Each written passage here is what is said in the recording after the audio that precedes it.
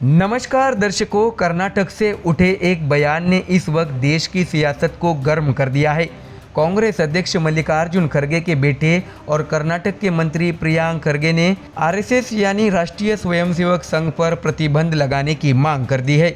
अब इस बयान पर भाजपा ने जोरदार पलटवार किया है। दर्शकों, बता दें कि महाराष्ट्र के मुख्यमंत्री देवेंद्र फडणवीस ने इसे महज पब्लिसिटी स्टंट करार दिया है और कहा है कि इंदिरा गांधी ने भी ऐसा करने की कोशिश की थी, लेकिन उन्हें सत्ता गंवानी पड़ी थी। तो दर्शकों, आइए पूरी रिपोर्ट आपको बताते हैं। दरअसल कर्नाटक में आईटी और पंचायती राज्य मंत्री प्रियांक खड़गे ने मुख्यमंत्री सिद्धरमैया को एक पत्र लिखा है। इस पत्र में उन्होंने आरएसएस पर प्रतिबंध लगाने की मांग की है। उनका तर्क है कि आरएसएस की विचारधारा भारत की एकता और धर्मनिरपेक्ष ढांचे के खिलाफ है।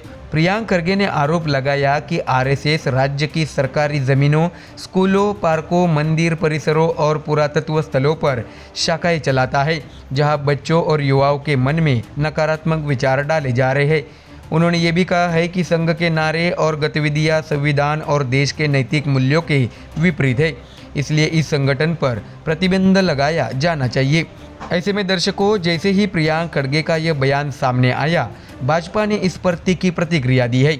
पार्टी के कई नेताओं ने इसे कांग्रेस की वोट बैंक पॉलिटिक्स से जोड़ते हुए कहा है कि कांग्रेस अब संघ विरोध की राजनीति में उतर आई है। बता दें कि महाराष्ट्र के मुख्यमंत्री देवेंद्र फडणवीस ने अमरावती में पत्रकारों से बातचीत के दौरान इस पूरे मामले पर बड़ा बयान दिया है।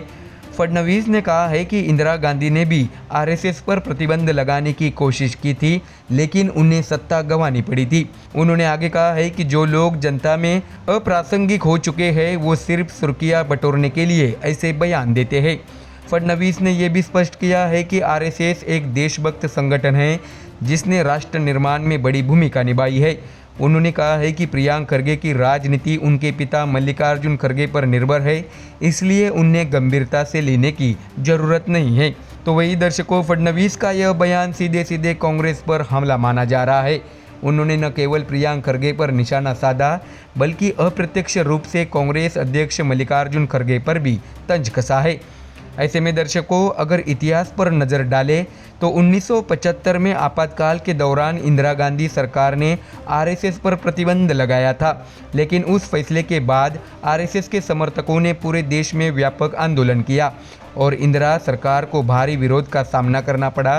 फडणवीस ने इसी घटना का जिक्र करते हुए कहा है कि जो लोग आरएसएस को निशाना बनाते हैं, उन्हें अंततः जनता से जवाब मिलता है।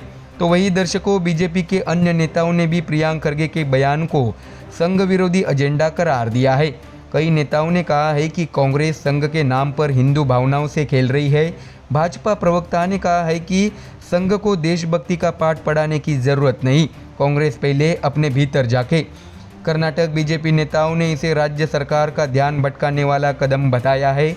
उनका कहना है कि सरकार विकास के मुद्दे पर विफल रही है, इसलिए वह ऐसे विवादित बयान देकर सुर्खियों में रहना चाहती है। तो दर्शकों, अब सवाल उठता है कि क्या सच में कर्नाटक सरकार आरएसएस पर किसी तरह की कार्रवाई करने जा रही है। फिलहाल मुख्यमंत्री सिद्धरमैया ने इस पर कोई आधिकारिक प्रतिक्रिया नहीं दी है, लेकिन राजनीतिक हलकों में माना जा रहा है कि यह मुद्दा आने वाले दिनों में और गर्म हो सकता है, क्योंकि आरएसएस और बीजेपी का गढ़ समझे जाने वाले दक्षिण भारत में ऐसा बयान राजनीतिक तौर पर बड़ा असर डाल सकता है। तो दर्शकों, फिलहाल कर्नाटक के मंत्री प्रियांक खड़गे के इस बयान ने एक बार फिर आरएसएस पर प्रतिबंध की बहस को हवा दे दी है। वहीं देवेंद्र फडणवीस ने इस बयान को पब्लिसिटी स्टंट बताते हुए कांग्रेस को कटघरे में खड़ा कर दिया है। अब देखना होगा कि क्या कांग्रेस इस बयान से पीछे हटती है या फिर आरएसएस के खिलाफ अपने रुख पर कायम रहती है। तो दर्शकों, फिलहाल इस खबर में इतना ही। देश और दुनिया की बाकी और खबरें जानने के लिए जुड़े रहिए हमारे चैनल MDR न्यूज़ के साथ। धन्यवाद।